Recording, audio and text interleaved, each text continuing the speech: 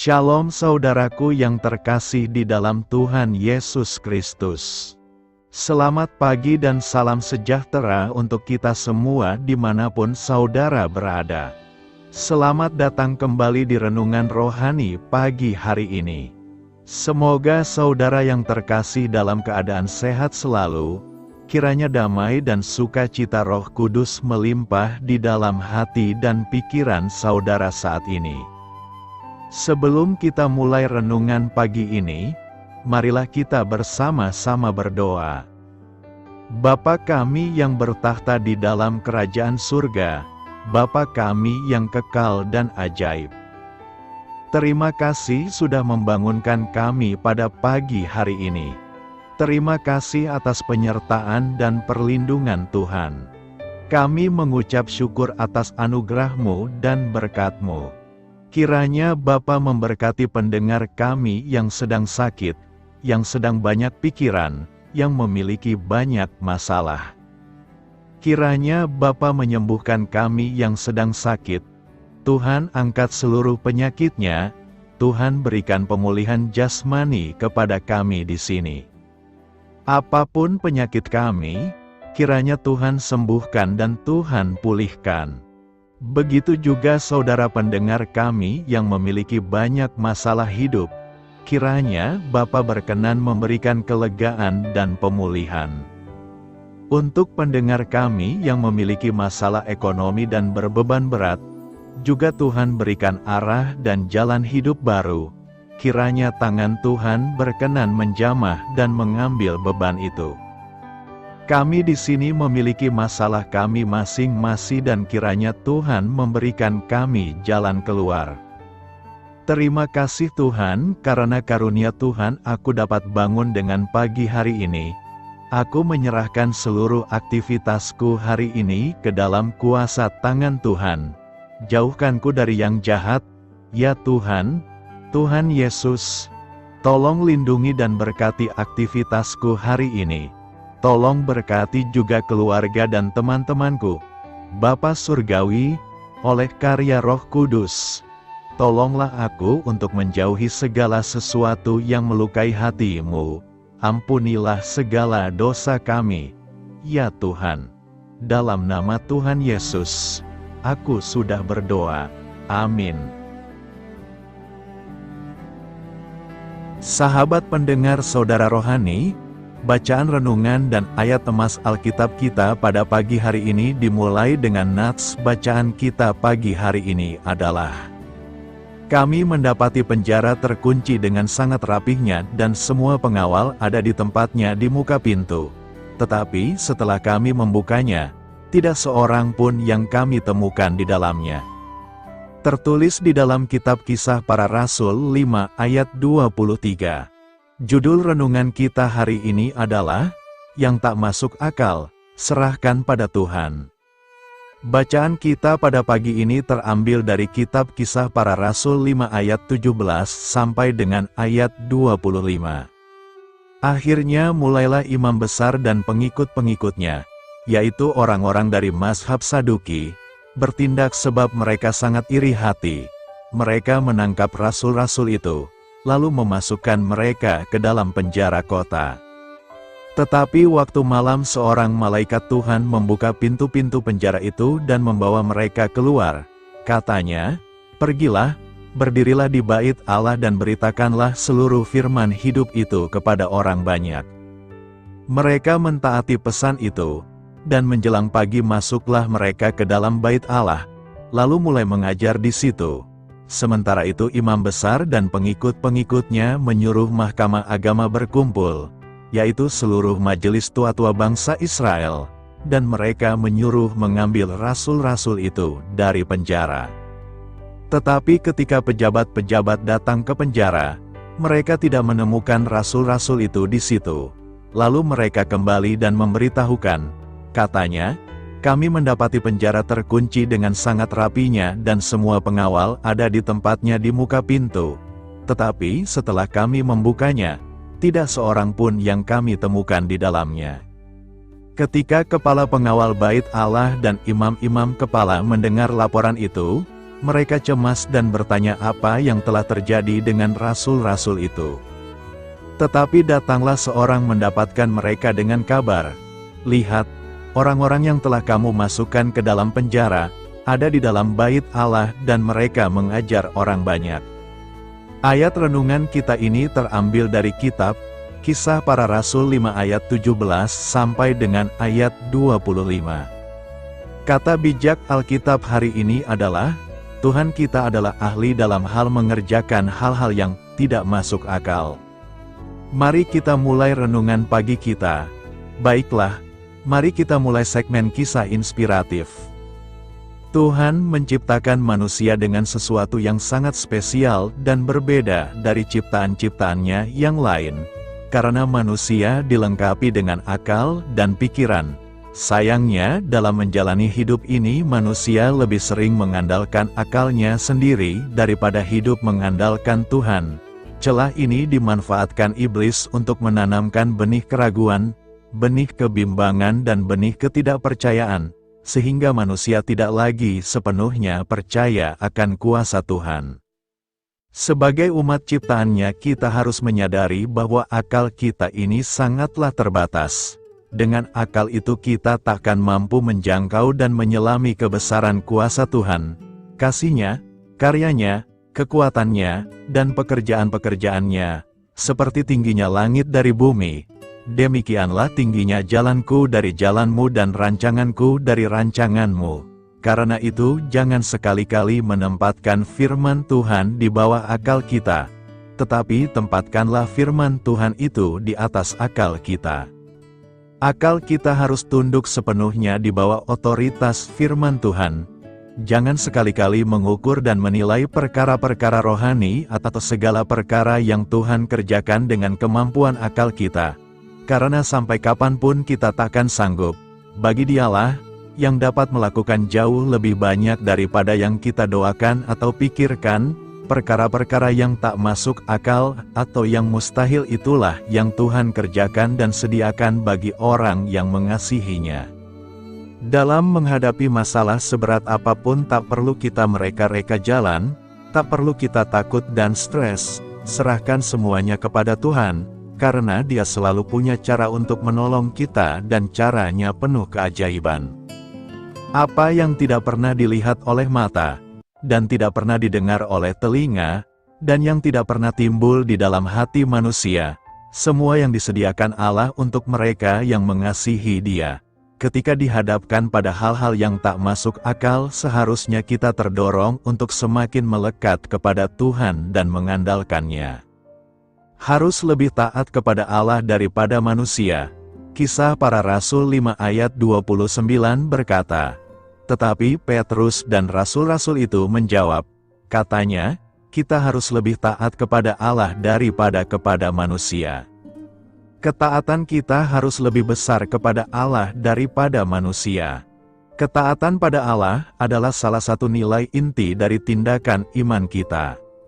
Nilai ketaatan ini mengandung makna pengucapan syukur kepada Allah.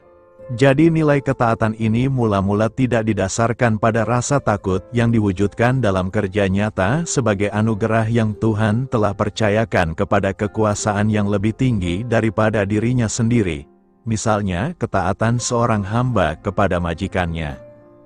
Ketaatan ini juga bukan bukti adanya paksaan dari pihak luar yang mewajibkan tiap-tiap pribadi untuk mengikatkan diri padanya. Ketaatan di sini mempunyai makna sebagai sebuah kata kerja yang dengan sadar dipilih dan dilakukan oleh masing-masing pribadi yang menempatkannya sebagai salah satu nilai dasar bagi kehidupannya. Ketaatan pada Tuhan seringkali diidentikan dengan ketaatan seseorang pada agama atau kepercayaan yang dipeluknya. Ini terkait dengan sejauh mana seseorang tersebut berafiliasi dengan salah satu institusi agama tertentu. Ketaatan pada Tuhan juga acap kali dikaitkan dengan pandangan seseorang terhadap agama-agama dan relasi antara agama-agama tersebut. Ketaatan kita kepada Tuhan harus tampak juga dalam ketaatan kita pada orang tua. Ketaatan kita kepada orang tua seharusnya dilandasi oleh ketaatan kita kepada Allah. Ketaatan seorang anak dalam keluarga Kristen, misalnya dalam hal berdoa dan membaca Alkitab, seharusnya bukan hanya sekadar dilakukan karena diawasi oleh orang tua, melainkan harus berkembang menjadi ketaatan yang berlandaskan hubungan pribadi dengan Tuhan.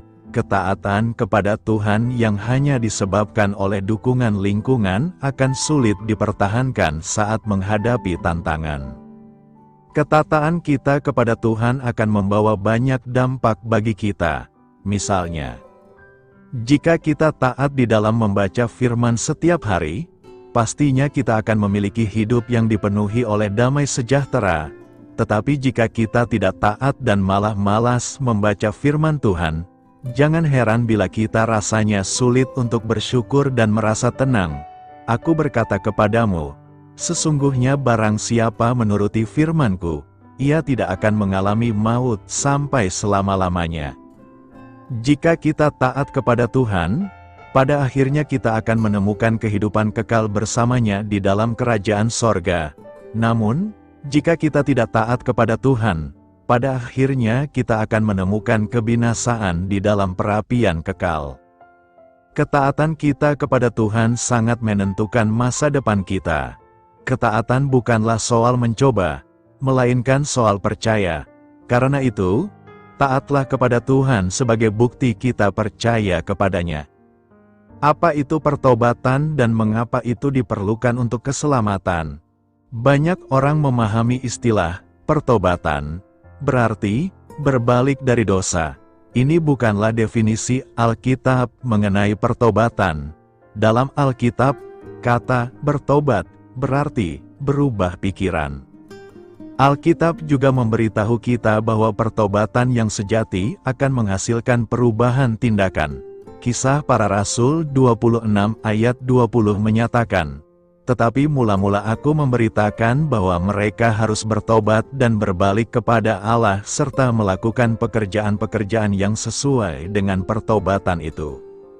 Definisi pertobatan yang alkitabiah adalah perubahan pikiran yang menghasilkan perubahan tingkah laku. Kalau demikian, apa hubungan antara pertobatan dan keselamatan? Kitab Kisah Para Rasul nampaknya secara khusus memusatkan perhatian pada pertobatan dalam hubungannya dengan keselamatan. Bertobat, dalam kaitannya dengan keselamatan, itu merubah pikiran Anda dalam hubungannya dengan Yesus Kristus. Dalam khotbah Petrus pada hari Pentakosta, dia mengakhirinya dengan panggilan agar orang-orang bertobat. Bertobat dari apa? Petrus memanggil orang-orang yang menolak Yesus Kristus untuk mengubah pikiran mereka mengenai Dia, untuk mengakui bahwa Dia sungguh-sungguh adalah Tuhan dan Kristus. Petrus memanggil orang-orang untuk mengubah pikiran mereka dari menolak Kristus sebagai Mesias, menjadi beriman kepadanya sebagai Mesias dan Juru Selamat. Pertobatan dan iman dapat dipahami sebagai dua sisi dari koin yang sama. Tidak mungkin beriman kepada Yesus Kristus sebagai Juru Selamat tanpa terlebih dahulu mengubah pikiran Anda mengenai siapa Dia dan apa yang telah Dia lakukan. Apakah ini adalah pertobatan dari penolakan secara sengaja, atau pertobatan dari ketidakacuhan atau ketidaktertarikan? Itu adalah perubahan pikiran. Pertobatan yang alkitabiah, dalam hubungannya dengan keselamatan, adalah merubah pikiran saudara dari yang tadinya menolak Kristus menjadi beriman kepada Kristus. Penting untuk memahami bahwa pertobatan bukanlah hasil perbuatan kita demi mendapatkan keselamatan. Tidak seorang pun dapat bertobat dan datang kepada Allah, kecuali Allah sendiri yang menarik orang tersebut. Kisah Para Rasul 5 ayat 31 dan 11 ayat 18 mengindikasikan bahwa pertobatan adalah pemberian Allah yang dimungkinkan semata-mata karena anugerah-Nya. Tidak ada seorang pun yang dapat bertobat kecuali kalau Allah menganugerahkan pertobatan. Segala sesuatu yang bersangkutan dengan keselamatan, termasuk pertobatan dan iman, itu hasil karya Allah dalam menarik kita, membuka mata kita, dan mengubah hati kita. Panjang sabar Allah menuntun kita kepada pertobatan, demikian pula kebaikan-Nya. Sekalipun pertobatan bukan perbuatan yang menghasilkan keselamatan, pertobatan yang berujung pada keselamatan pasti menghasilkan satu perbuatan. Tidak mungkin mengubah pikiran saudara mengenai Kristus tanpa diikuti perubahan perilaku. Dalam Alkitab, pertobatan menghasilkan perubahan tingkah laku. Itu sebabnya Yohanes Pembaptis berseru agar orang-orang menghasilkan buah yang sesuai dengan pertobatan, seseorang yang benar-benar telah bertobat, dari yang tadinya menolak Kristus menjadi beriman kepada Kristus, akan terlihat melalui hidupnya yang berubah. Pertobatan, jika didefinisikan secara tepat, itu perlu untuk keselamatan. Pertobatan yang alkitabiah adalah mengubah pikiran saudara mengenai Yesus Kristus dan berbalik kepada Allah dalam iman untuk keselamatan. Berbalik dari dosa bukanlah definisi dari pertobatan, melainkan salah satu hasil pertobatan yang sejati, yang berlandaskan iman yang menuntun kepada Tuhan Yesus Kristus. Rencana Allah tak bisa dihalangi. Kita tidak selalu bisa memahami cara kerja Allah. Akan tetapi, bila Allah sudah membuat ketetapan, rencananya tak bisa dihalangi. Allah sudah menetapkan bahwa murid-muridnya adalah saksi tentang kehidupan, karya, dan ajaran Yesus Kristus. Larangan, ancaman, dan penjara tidak bisa menghalangi pelaksanaan ketetapan Allah itu. Saat para pemimpin agama memerintahkan penangkapan terhadap para rasul, Allah mengutus seorang malaikat Tuhan untuk melepaskan mereka dari penjara. Pintu penjara tetap terkunci rapat dan para pengawal tetap berada pada posisi di depan pintu penjara, tetapi penjara itu telah kosong. Seharusnya para pemimpin agama itu sadar bahwa mereka berhadapan dengan kekuatan yang tak terlawan. Para murid itu kembali ke bait Allah dan mengajar orang banyak. Sayangnya, para pemimpin agama itu tetap berkeras kepala. Sepanjang sejarah gereja, para pengikut Kristus tidak selalu bisa menghindar dari larangan, ancaman, dan penjara. Sebelum terjadi penganiayaan, Tuhan Yesus telah berkata bahwa para murid itu seperti domba yang diutus untuk pergi ke tengah-tengah serigala. Secara manusiawi, kondisi para murid hampir selalu tidak aman. Sebenarnya, para murid bukan hanya berhadapan dengan orang yang tidak suka terhadap berita Injil, tetapi para murid berhadapan dengan kuasa gelap yang mempengaruhi orang berdosa untuk melawan kehendak Allah. Bagi para murid, sebenarnya tantangan yang mereka hadapi itu terlalu berat. Akan tetapi, Allah masih bekerja. Allah bisa mengutus para malaikatnya untuk membantu, menjaga, dan menolong para murid. Allah sanggup menjaga agar berita Injil tetap terus tersebar.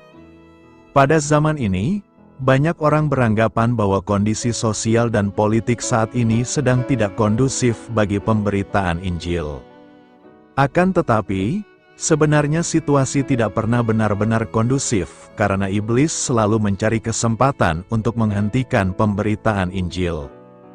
Di sepanjang masa, larangan, ancaman, dan penjara bagi para pemberita Injil selalu ada. Bahaya tidak pernah benar-benar menghilang. Situasi yang benar-benar kondusif hanya impian. Misi pemberitaan Injil harus tetap dilakukan bukan karena situasi sudah kondusif, tetapi karena Allah tetap bekerja. Apakah Anda sudah terlibat dalam usaha pemberitaan Injil? Apakah Anda percaya bahwa Allah masih tetap bekerja? Selamat berkarya untuk Tuhan. Selamat memulai karya kehidupan untuk Tuhan. Doa saya menyertai saudara sekalian. Saya memberkati Anda agar sewaktu Anda mencarinya dari Dia, Bapa Surgawi Anda akan memberikan bagi Anda roti harian Anda, dalam nama Yesus Kristus. Tuhan yang berkuasa atas alam semesta dan menuntun kita kepada iman yang menyelamatkan. Tuhan Yesus menyertai senantiasa. Tuhan memberkati. Amin.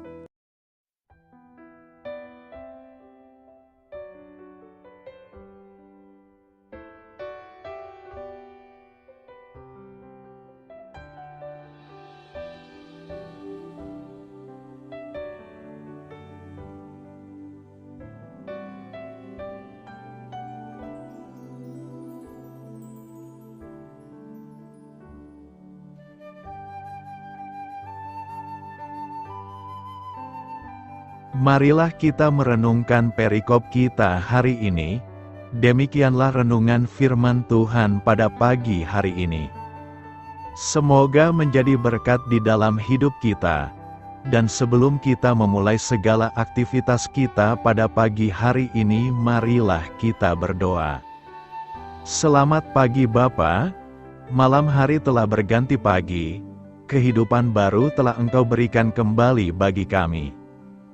Bapa Surgawi, tolonglah aku menyadari kebutuhan orang lain, supaya aku dapat membagikan apa yang telah Engkau berikan kepadaku. Pada saat aku membutuhkan, berilah aku keyakinan bahwa Engkau akan mencukupkanku, melalui orang-orang yang mengasihi-Mu. Bukan karena kami pantas atau layak, namun karena kasih karunia-Mu, kami boleh ada, sebagaimana kami ada di pagi hari ini.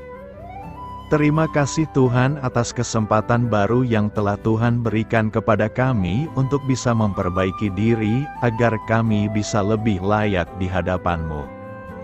Hari ini kami serahkan semua perkara dan kesulitan yang akan kami lalui ke dalam tangan-Mu.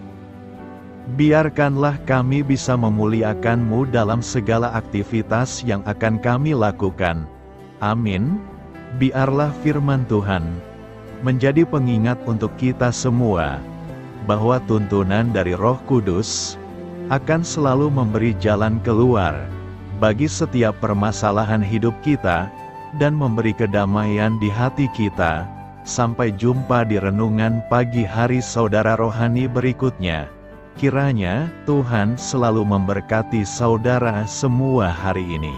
Amin. Shalom.